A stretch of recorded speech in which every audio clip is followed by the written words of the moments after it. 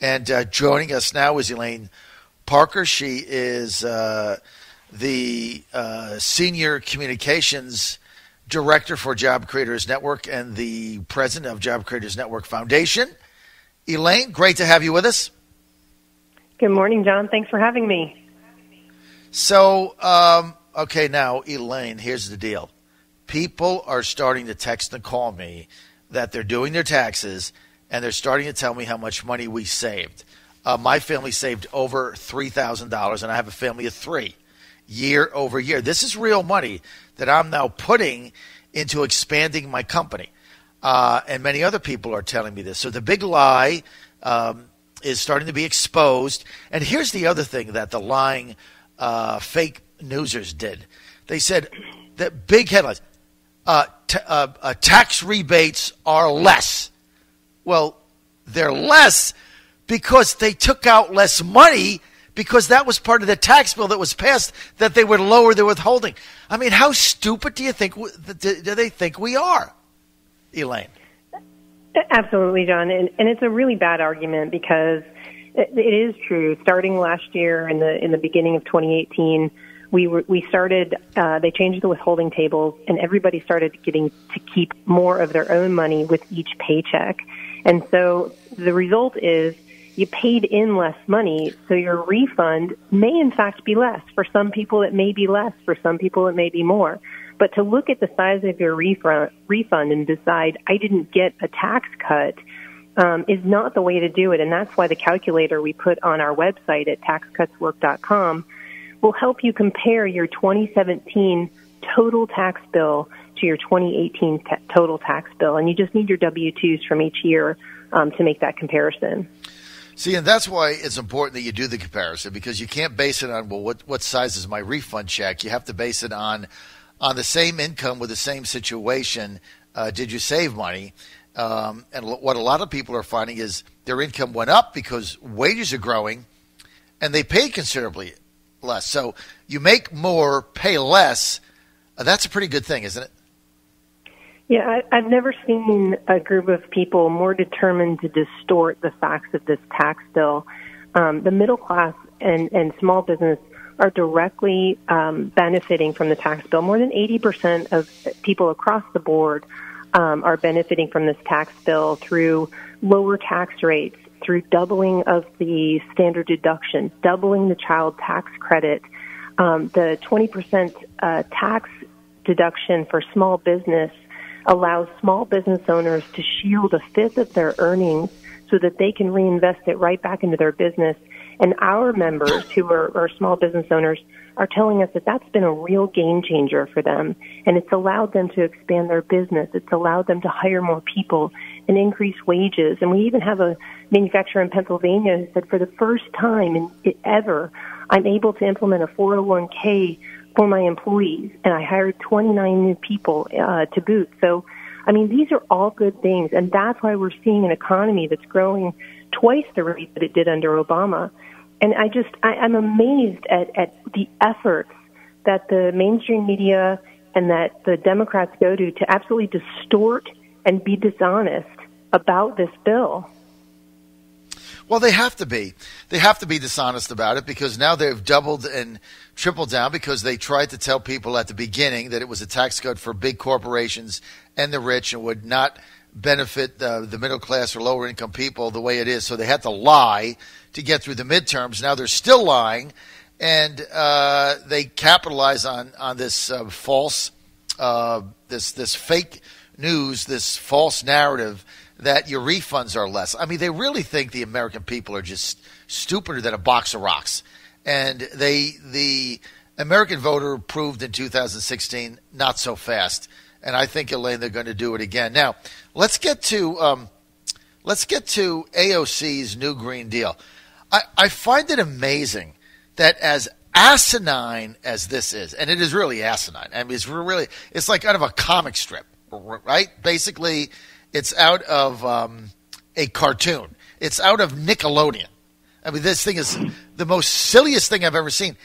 And yet you've got major Democratic candidates for president, some of them who actually have a chance to win, who are embracing this. even the ones that know it's complete craziness and kookiness are petrified to come out against it because they don't want to upset the left-wing base. I mean, let me just give you an example. All right, a study is done by Bloomberg, and by the way, I'm waiting for Mayor Bloomberg to come out and say it's crazy. I'm telling you, the first Democrat who rejects the whole thing is going to have a leg up in New Hampshire. They're going to get beaten out, but they're going to have a leg up. So the so-called Green New Deal is going to cost $93 trillion over 10 years, according to the American Action Forum. Now, our debt now, what is it, 21 trillion? So our debt would go to what, 120? I mean, how can you even say this with a straight face? It is amazing, and you're right. Every major Democratic candidate supports this plan, and it's coming out of Alexandria Ocasio-Cortez, and she's the same person who just ran off Amazon 25,000 Amazon jobs out of New York.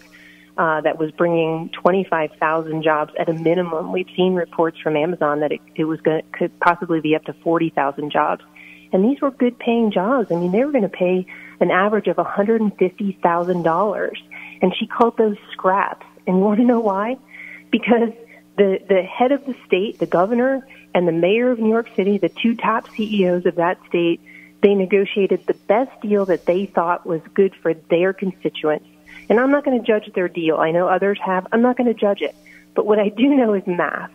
And we're talking about nearly $30 billion coming in the form of tax revenues under this deal. And they were going to give $3 billion in tax rebates. Not some pile of money, but just rebates. So the net effect was going to be $27 billion into that state to help with subways, to help with teacher pay, to help with the homeless, to help with all the things that AOC believed in. And she took it all away. And now they have 100% of nothing. And just one more thing, John. There was a tweet that came out from Andrew Ross Sorkin after this happened. He's with CNBC.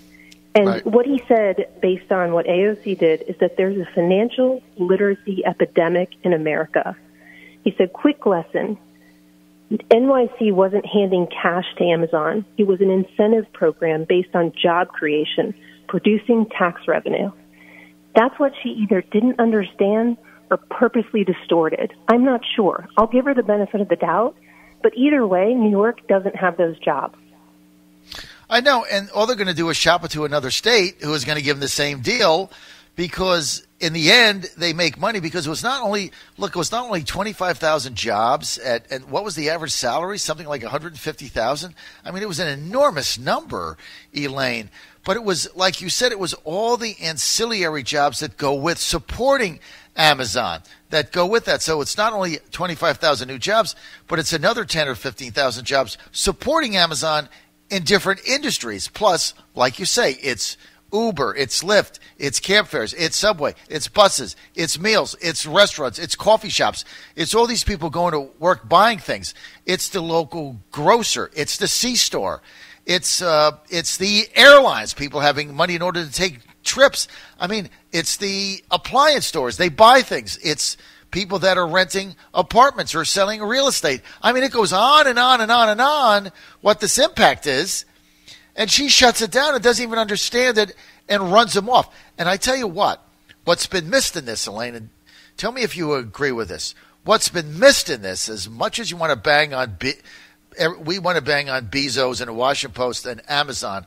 What's missing in this is Bezos said, well, if you're going to treat me like crap, the hell with you. I'm getting out of here. Right? I mean, this really is something that, while they're celebrating it, you got to take this guy seriously, because he's like, I'm not going to take my company and my $25,000, $150,000 average jobs and go to a place where people are protesting against me, and I've got state representatives leading a charge to kick me out. I'll go someplace else, right? I mean, isn't that what's missed here? Yeah, absolutely. And the reality is this was a small group of people that did this because the majority of New Yorkers, they wanted this deal. They wanted these jobs. Did. I mean, this wasn't even AOC's district. It was Representative Maloney's district, and she wanted these jobs. She was on with CNN right after it happened, and she said, I don't understand. We had this deal worked out. We had hours and days and weeks put into getting this deal worked out. My district wanted these jobs, and she admitted to being a progressive and agreeing with many progressive policies, but she said, we used to protest wars, and now we're protesting jobs. You know, it's a huge loss for New York. The governor called it a tragedy. I mean, it's amazing. I never thought in my wildest dreams that Job Creators Network would be aligned with the governor of New York on this issue. But here we are, all standing on the same side. It is a tragedy. And the mayor de Blasio.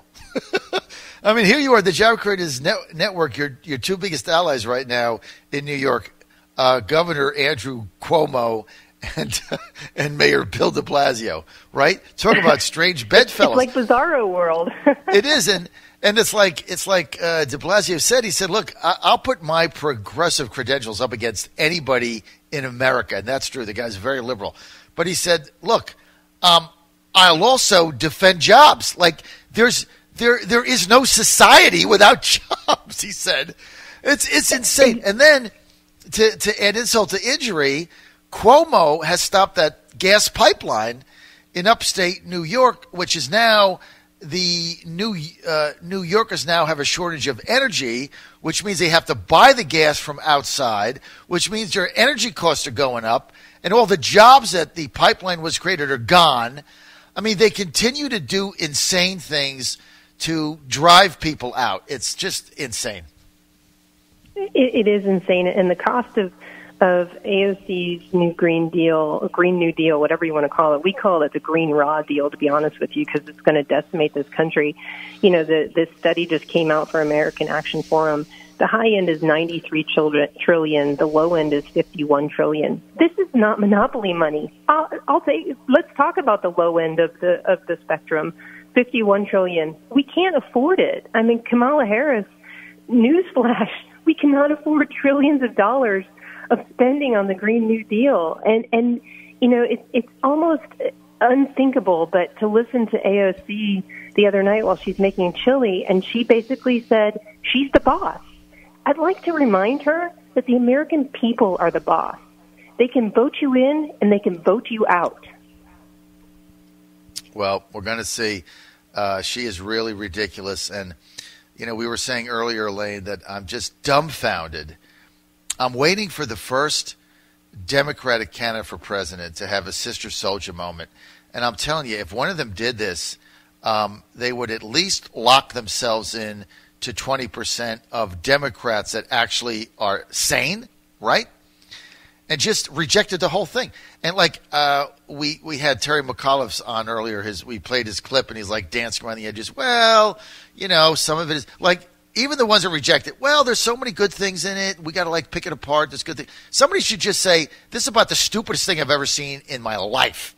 And the best thing we can do is actually said, "What is this?" He couldn't stop laughing. I mean, that was about the closest he came. The same thing. Yeah, Feinstein said it was. I mean, if they're serious, somebody that's running for president on the Democratic side should call this for what it is, a comic book. And I think they would be shocked with their reaction. But look, they're not going to do that, Elaine, because they're scared to death. John Fredericks, they're scared to death of their left-wing progressive base, which is going to nominate Bernie Sanders or Kamala Harris or Elizabeth Warren president. And Elaine, that's why Trump's going to win again.